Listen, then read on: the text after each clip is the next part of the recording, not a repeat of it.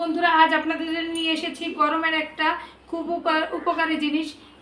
ভাবতেও পারেন যে এটা গরমের ওষুধ।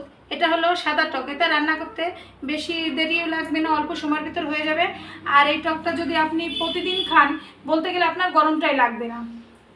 দেখুন, এখানে আমি ছোট ছোট কচি আমগুলো ছুলে আগের থেকে ভিজিয়ে রেখেছিলাম। এখানে আছে সরিষা আর এখানে আছে চিনি। এবার দেখুন প্রস্তুত প্রণালী, এটা আমি কীভাবে তৈরি করব। দেখুন, আমি কড়াইটা বসিয়ে দিয়েছি, কড়াইটা গরম হয়ে গেছে। এবার আমি এতে দিয়ে দিব একটু সাদা তেল। বেশি দেওয়া লাগবে না, অল্প একটু দিলেই হবে। তেলটা আমি গরম হতে দেব।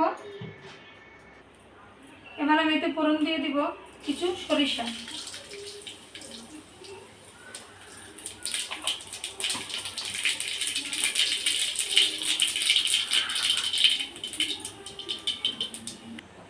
এবার দিয়ে দিব আমগুলো।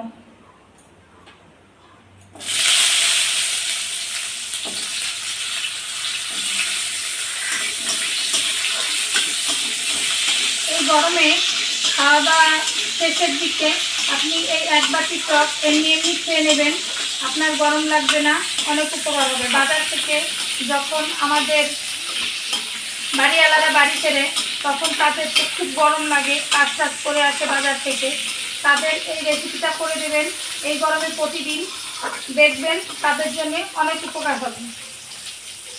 এবার আমি এতে দিয়ে দেব সামান্য একটু হলুদ গুঁড়ো।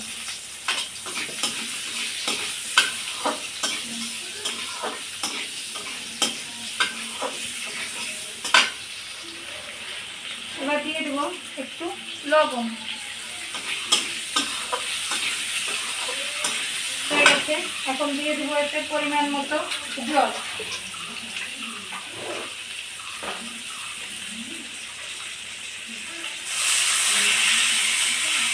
এটা কোনো ঘন হবে না, এটা পাতলা হবে, জলের মতো খেতে।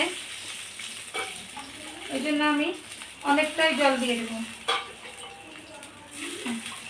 ঠিক আছে, এবার আমি এটা ফুটতে দেব।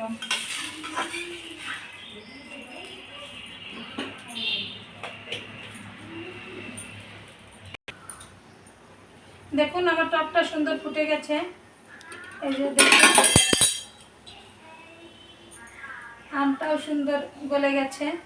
এবার আমি এতে অ্যাড করে দেবো কিছুটা চিনি, অল্প একটু, বেশি না, অল্প পরিমাণে চিনি।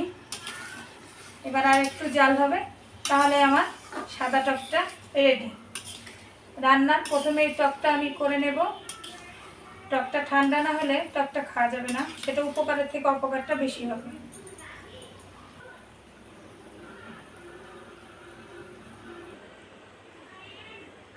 দেখুন, আমার টকটা হয়ে গেছে।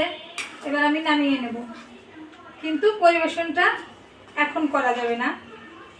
আমি দেখিয়ে দেবো, ঠিক আছে, কিন্তু পরিবেশনটা এখন করা যাবে না।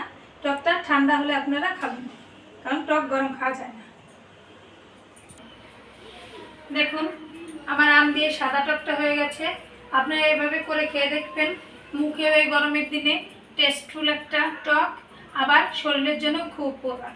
আমি আশা করি যে আপনাদের সবারই ভালো লাগবে। সবাইকে ধন্যবাদ।